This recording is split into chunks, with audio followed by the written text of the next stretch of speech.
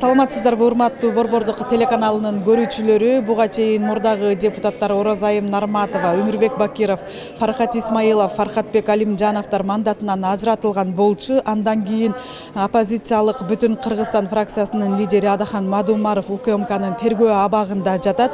Андан көп өтпөй эле Жогорку Кеңештин депутаты Шайлообек Атазов шайлоо убагында мыйзам бузууга барган. Ошондой эле Матраимов менен жакын мамиледе болгон делип УКМКга суракка чакыртылды. Андан көп өтпөй эле Жогорку Кеңештин депутаттары Алишер Козуев менен Жусуп Коргонбай уулунун Райымбек Матраимов менен бир дастуркондо отурган видеосу тарады. Мындан улам коомчулукта Жогорку Кеңештин депутаттарына басым болуудабы деген пикирлер байма-бай айтыла баштады. Биз азыр Жогорку Кеңештин депутаттарынан бул чын эле эл өкүлдөрүнө болгон басымбы же жакшы эле көрүнүшпү деген теманын алкагында сурамжылоо жүргүзмөкчүбүз. Сиздер биз менен бирге олтуруңуздар. Негизи канчалык эмненин негизинде бүгүнкү күнү иш козгоп атканын так маалыматым жок.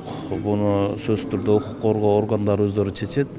Анан Матраимов менен ким гана тааныш эмес, ким гана жакын болбогон да. Мен мисалы мен өзүм жеке айтып кеткен болсом, Матраимовду мындай тааныйм, мындай жолуксаң, мына учурашасың да кандай жакшыбы депчи. Тыгыз эч кандай бир мамилем жок да. Ошондой эле бүгүнкү күнү биздин жалпы Кыргызстанда ушундай эле ситуация. Бүгүнкү күнү ошо Атазов дейбизби, Алишер Козуев дейбизби, булар депутат катары бир гана Матраимов эмес, элдин бардыгы менен керек болсо отурган жерде отуруш керек. Жагдайды ошондо кандай баалайсыз? Депутаттарга карата басымбы же мыйзамдуу эле аракеттерби? Жок, буларга кандай азыр мен ошону айтып атпайм, кандай басым болуп атканын мен так билбейт экенмин, эмне негизинде. А бирок мен айтып коет элем, Жогорку Кеңештин депутаты болгондуктан бул жалпы элдер менен сүйлөшкөнгө, чай ичкенге, жолугушканга толук укугу бар. Ошондуктан элдик депутат деп айтат да. Биз канчама эгемендүүлүк алгандан бери 30 жыл жашасак, 32 жыл өтсө, 32 жылдан бери бир мындай мыйзамдуу, бир мындай жолго түшөбүз деген аракетибиз болгону менен бирок көп саясий окуялар орун алып келатат да. Аны биз азыркыдан айтабызбы же мурунку окуяларды айтабызбы? Ар бир мезгилде кандай бир саясий өзгөрүүлөр болгондо сөзсүз ушундай окуялар болуп атканы мени өкүндүрөт.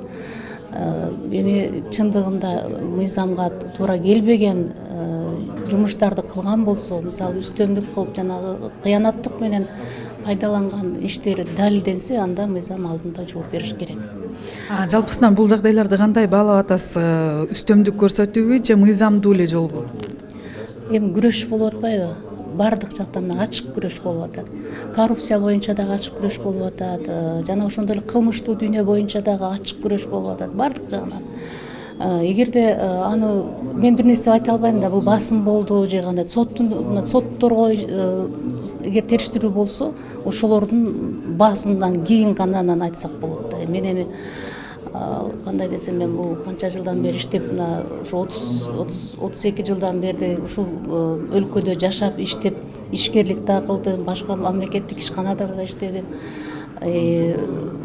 Шаардык кеңеште депутат болуп иштедим. Азыр бул жакка келдим. Бардыгын байкап турам. Анан бирок баа бериш деген бирөөгө мен баа бере албайм.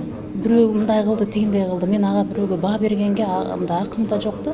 Бирок мамлекетте болуп аткан саясат, мамлекетте болуп аткан иш-чарага, мындай бир окуяларга мен тынчсызданам. Анткени биздин муундар чоңоюп келатат. Бир жолго түшүп, мыйзамдуу мындай багыт алып иштөө мисалы үчүн ар биринин эле милдети, ошол нерсе бизге мисалы керек да. Ошондуктан мен ойлойм, эми басым болуп атат, анан кийин бул мындай туура эмес кылды же мындай тигиндей кылды деп айткандан мен алыспын да. Эми бул жерде мен үстөмдүк болуп же болбосо дагы бир башка нук менен мандатын алганын көргөн жокмун. мисалы буга чейинки мен катышкан мисалы бир эки коллегам мандатынын алынышы боюнча алар эми укук коргоо органдарынын берген жыйынтыгынын алардын заключениясынын негизинде анан ЦИК өзү БШК өзү чечим чыгарып ошонун негизинде мыйзамдуу эле алынды деп ойлойм. Демек мыйзамдуу эле. Мыйзамдуу эле, да. Мен ачык эле айтсам, мен УКМКны азыр колдоп атам. Мага жагып атат, иштер жакшы эле болуп атат. Буну колдош керек, себеби так эле билебиз, мисалы ошол эле Матраимовдор боюнча сурасаңыз колдогондор бир топ эле болчу. Анан ошону изилдеш керек.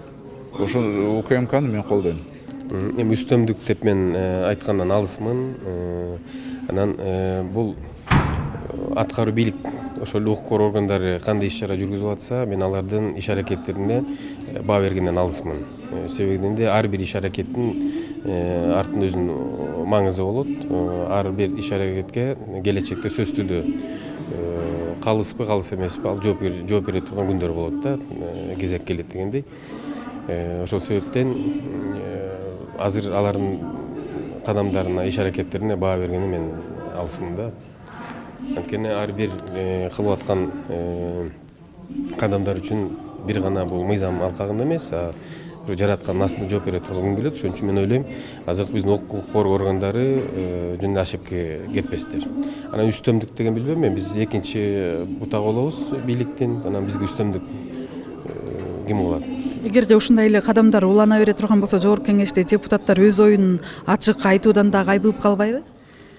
Бүгүнкү күндө ачык айкын эле айтып атат. Мен мына канча билишимче жашыра турган эмне бар? Ачык нерсени ачык эле болгондо эле айтылып атат. Бүгүн дагы мынакей урматтуу президентибиз айтты.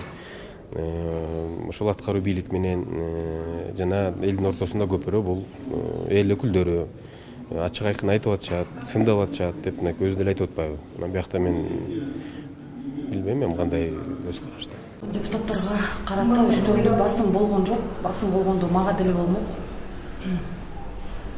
Үстөмдүк басууну мен байкаган жокмун. Аны ар бир депутаттын өзүнөн сурап көрүш керек. Эмне үстөмдүк болуп атат, эмне кандайдыр бир кысымдуулук болуп атканын ар бир депутаттын өзүнөн сурап көргөн жакшы дейм да. Себеби мага андай үстөмдүк болгонун мен сезген жокмун, көргөн жокмун. Ошондуктан мен жалпы биздин коллегалар үчүн жооп бере албайм да. Жалпы эле ошо сиздин коллегаларыңыздын суракка чакыртылышын, мандатынан ажыратылышын, камакка алынышын кандай баалап атасыз?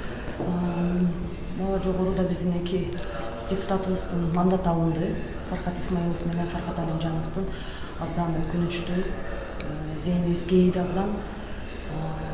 Аз болсо дагы бирге иштеп калдык да, аябай жакшы депутаттар болчу, жаш болсо дагы. Мен алардын мандатыны алып коюшкан үчүн бул жактан биринчиден башында ошол эле башталганда БШК жана биздин ошол дипломдук текшере турган органдарыбыз караш керек болчу да.